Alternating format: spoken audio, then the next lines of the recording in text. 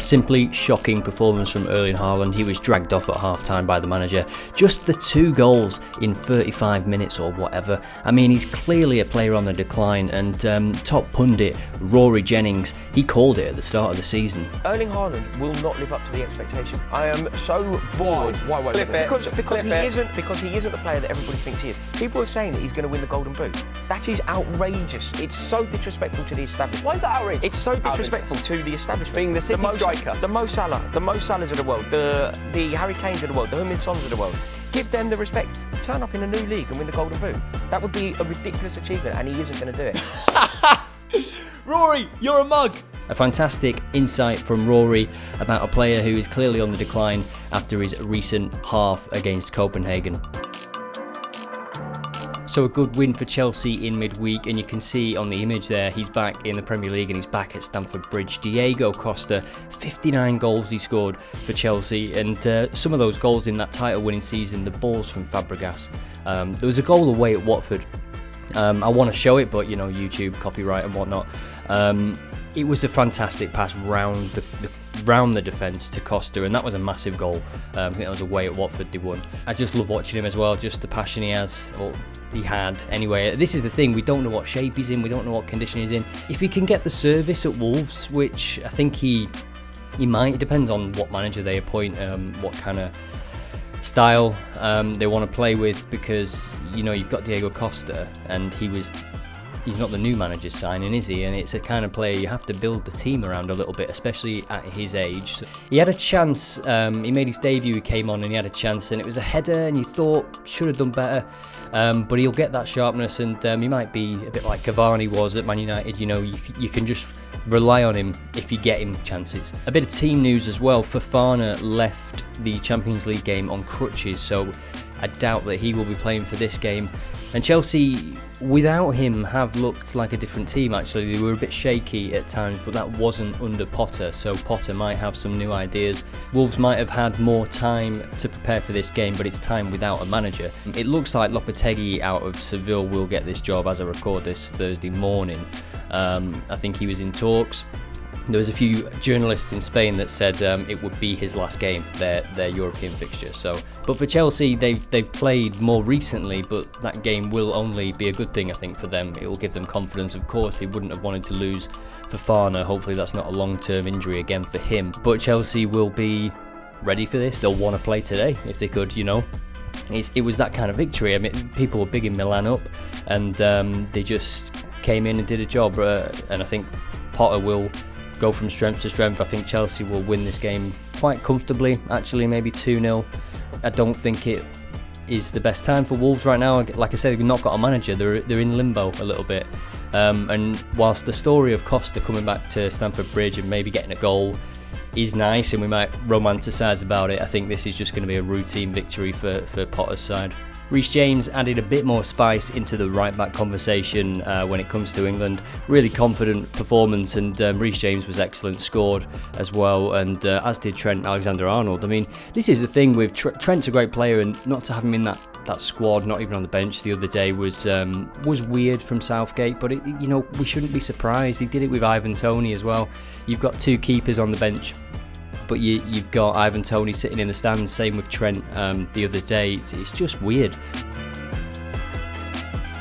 Positionally, he's not that bad. The thing is with Trent, it's like Jurgen Klopp said, that the midfield area is so exposed for Liverpool at the moment. So it looks like he's getting exposed because he is, right?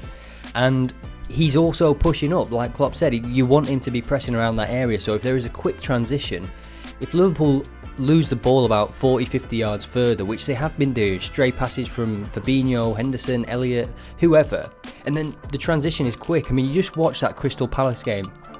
Every situation was like that, and it looks like they're in on Trent straight away, or it looks like Trent is the player that's like breaking the defence in a way, but it's just not the case, because he was there to sort of receive the ball, or he was the one that passed it to Fabinho, who lost it, trying to affect the game at the other end of the pitch. So it's a balancing act that Liverpool don't have to play, because that's the system, but it becomes a balancing act with England the way Southgate wants to play. I think that's what Klopp was trying to say in his press conference, or he basically did say that.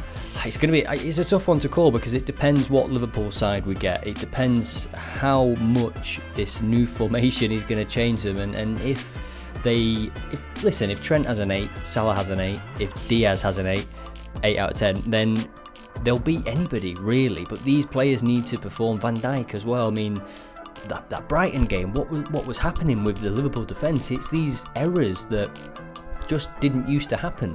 Fabinho gives the ball away a lot, and that, you're dependent on him not doing that as a part of his role. If he starts giving the ball away in the position he's in, that's going to be a real big problem for your defence. I would like to see Fabinho and Trent as a 2. I think that would be interesting. Just play Trent as a bit of a playmaker who can get forward, maybe a bit of an 8, and then box to box. And then Fabinho is already used to playing as the one holding midfielder anyway, so he would just naturally slide across when he noticed that Trent was in the penalty area, or you're just venturing forward in general. In transition you could do some interesting stuff, but they need the right back slot sorted. Calvin Ramsey hasn't played yet, but there's a lot of good talk about him, even from Jurgen Klopp. He keeps bigging him up as well. So if he can break through into the team, into right back, I think that would be the perfect thing to move, or at least try Trent in a holding midfield role. I think his range of passing, when he's passing from the right, his direction is limited to the left.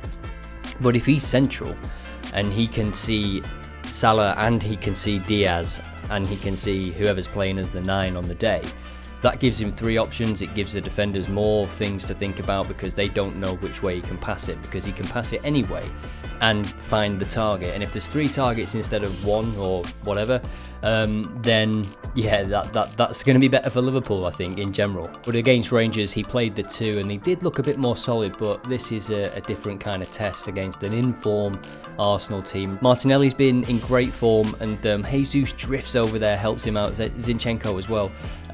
There's going to be potential for overloads in those areas as overlaps and whatnot. They get in behind Arsenal, whether it's a dribble from Jesus that just drags defenders towards him and then creates that space, often is. They can then quickly slide it to one of these players. And I looked at the Napoli game when Liverpool played Napoli, and there was a lot of that. And I think this is a test to see if Liverpool have improved defensively, if this new formation is going to make them more solid, fix the midfield issues that I talked about before and that so many people have pointed out. Even Jurgen Klopp himself. It took him a couple of weeks to realise he maybe needed a midfielder or to change something in his midfield. So predictions for this one, I would like to get your predictions actually. Guess the first goal scorer. So who do you think will score first in this game? And you'll be able to win FIFA 23 Football Manager, which is going to be a pre-order, or a mystery football shirt. And what will happen is, if you comment on this video, you comment on Twitter as well, I'll just look at all the people that have said, let's say, Salah, and if Salah has scored, I'll randomise the replies and then just pick one, and you can pick one of those prizes to be delivered to your house, or digitally if it's the game. Let's take a quick look at the Championship on the site. We've got Millwall hosting Middlesbrough, Cardiff at Wigan, West Brom, Luton. West Brom now 22nd after the defeat to Preston, Swansea, Sunderland, Stoke, Sheffield United, Norwich, Preston, Coventry, Burnley, Blackburn against Rotherham, Blackpool hosting Watford, and Birmingham, Bristol City. Now let's make me a little bit bigger. There we go. Not too big. I've got my eye on a couple of games. I'm going to make a double, and the first bet on that double is Swansea at home to Sunderland. I think Swansea will win this game, and that's if Stewart and Sims are still out for Sunderland. We can look at Swansea's recent form. They've won the last 3, scored 3, 3 and 2. The only defeat in those last 5 games was to Sheffield United, who look like they're going to win the league. Them and Norwich really setting the pace at the moment. But for Sunderland, it's now 2 games without a goal, and it is because those 2 strikers are not playing. They've got no outlet. Stewart is a great striker. Sims, I'm really annoyed still that we didn't get him at Blackpool. They've lost 3 this season. Away from home, it's inconsistent.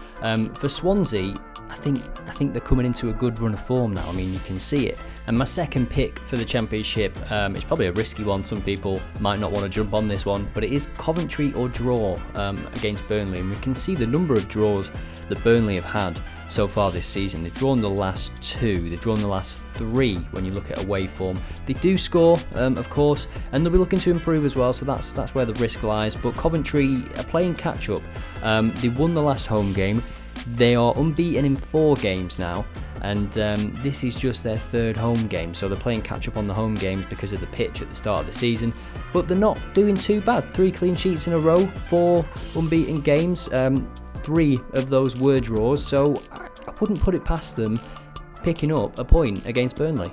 And these be the odds, 3.73 on Bet365. Have a look on the odds comparison tool on the fixtures and see what odds you can get on your bookmaker around you and wherever you are. If you do play this, good luck. If you are looking at something else in the Championship, let us all know in the comments. Who do you feel will win? Where do you think the most value is in the Championship this weekend? It's time to look at some trends. I'm on the home wins page here. We can see Stevenage 1.83 and they've won 6 out of 6. Let's have a look who they're playing. Swindon Town, 33% of games. They've drawn 50% of games. Conceded, they're not conceding too many for League 2, but 0.33 for Stevenage at 1.83. That looks pretty good. Plymouth, similar story. Usually you look at a feed like this, someone's results, and you think, oh yeah, fair enough, fair play.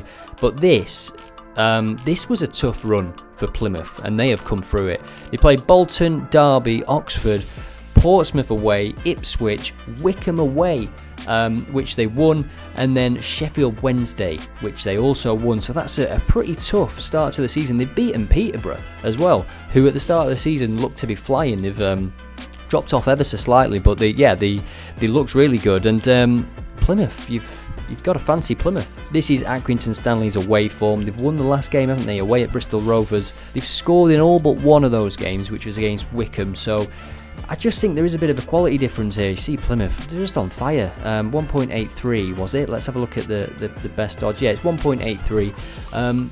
I would be adding that to my bets this weekend. Yeah, I'm thinking maybe a double with them, and then I could find another game, or just a double with Plymouth and somebody else. Let's try and find another game that we can add to that bet.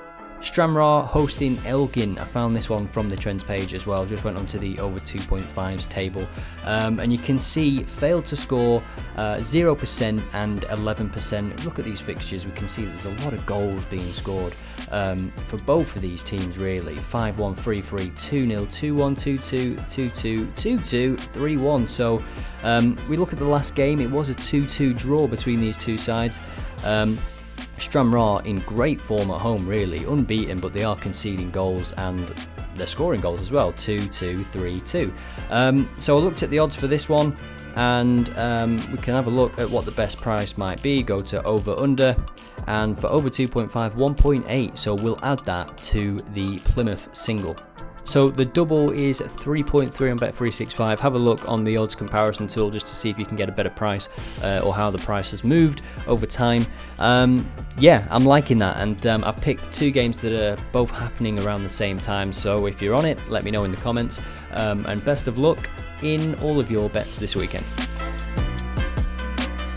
Fantasy football then, and my mate Stephen has put together this list of players that you could look out for in this game week. First up, we've got Aubameyang. Scored his first goal against Palace, didn't he? Really nice turn and finish.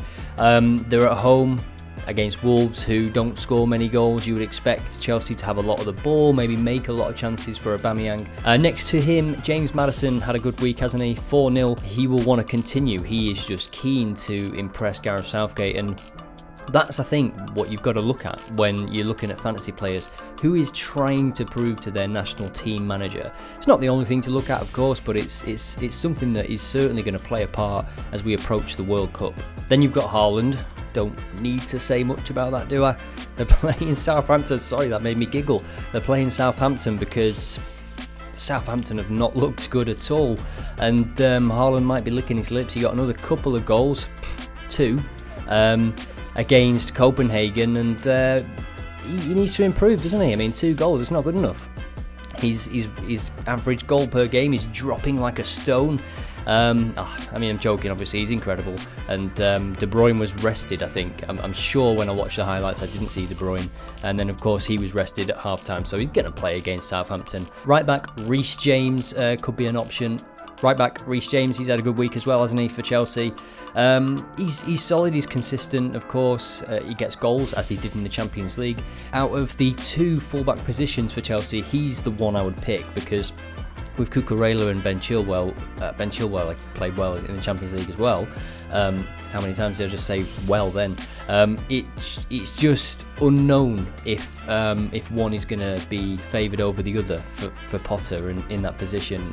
Cucurella and Chilwell might fight over it. It depends. I mean, if Fofana is injured, Cucurella could play as a left centre-back. That could happen. Or Chilwell plays as a left centre-back and Cucurella on the left back. They've got a good bit of versatility there now. Such an upgrade on Alonso and Chilwell, really, bringing Cucurella into the mix. An expensive addition, let's be honest, when you still had a pretty good left back. Trippier, obviously, he's a solid player to have in fantasy, isn't he? You know what you're getting with Trippier. Newcastle added clean sheets as well since Eddie Howe's come in, and since Botman and Byrne and Pope, and Trippier as well. And he gets goals as well, assists. He's been playing well, and they're at home, so you would expect him to just, he's going to stay in my fantasy for the season, I think, because he's just solid to have. One of those players you know what you're getting with him, and Newcastle are solid enough. They're always going to create against the smaller teams, and I think against the bigger teams, they've given him a go so far. I mean, the game against City was very good. Trossard is a good player to have in, but I think there's better options that I would be going for, especially for this game week. If you're looking at it by game week, they've got Spurs, so that's not the easiest game. But you know what? With Brighton, I keep saying that, and they just keep impressing, and they just keep, even the United game, you think, it's a tricky place to start the season. Nope. Anfield, Liverpool are hurting. They're going to want to, turn someone over soon. Nope. 2-0 up in the first, 25 minutes. These are a confident bunch of players, and that's thanks to Potter, but now they could go on to another level with the new manager. They really could. The defenders they used to get a lot of points this season because I think they're playing a bit more attacking. They are leaking a few goals. I mean, 3-3 is a high-scoring game. They've had a few high-scoring games. I think, was it 5-3? They beat Leicester, or 5-2? They've scored 5, whereas, last season, they struggled for goals. So it is a very good sign for Brighton, that. And they've done it without changing Welbeck, who you would look at and think he's not going to be the guy to get you 20-25 goals. But he is enabling what is good about Brighton, and the way the midfielders can move into that space. He's dragging defenders, defenders all over the show. Really, he is. He's tireless, and just deserves a bit of credit, I think, because he's been around a bit, and he was at Watford, didn't really work out, and he's just come back to Brighton and shown what a player he is. Doing it literally in every game I've watched that Brighton play, you just think, bloody hell, Welbeck's put in a performance there again and again. And the midfield behind him is just buzzing around and just doing what they've done for the past sort of 18 months under Potter. It's really good. And they lose players, don't they? And they just keep, the players that are there just keep performing and just keep improving, and the new ones that come in, they just slot into the team. The scouting and the way the club's run is really good, and I think Brighton, if they just keep making smart signings like that, and obviously they've got a really promising manager through the door now, I think they can just keep improving as a club and improving that league position over time, and naturally just push towards the top 10 consistently. I think they're definitely capable.